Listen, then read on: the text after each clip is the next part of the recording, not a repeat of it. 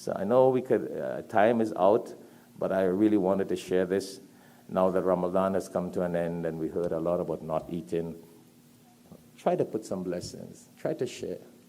Try to share with people. A lot of barakat, my brothers and sisters.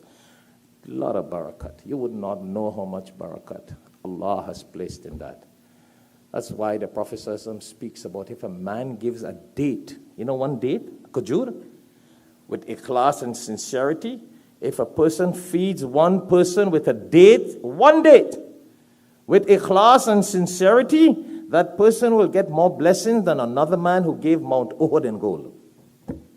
Hadith. Mount Uhud in gold. Uhud, you know the big Uhud in Medina?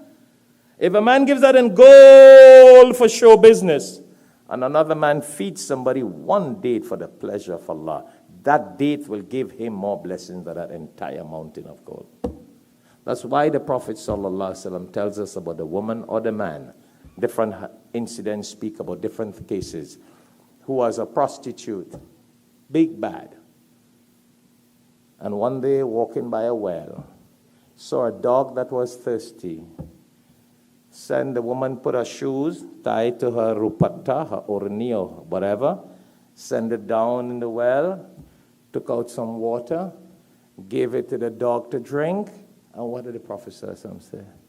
He said, Allah forgave that woman for all her sins and has promised her Jannah. Allah Akbar. To give a dog some water? A prostitute got Jannah? That's why I said, so what about bringing a bottle of water here for someone, the guest of Allah, to drink? What about giving a guest in your home? You see, I don't know which hadith we read, which Islam are we in, but this is the Islam that the Prophet practiced and taught.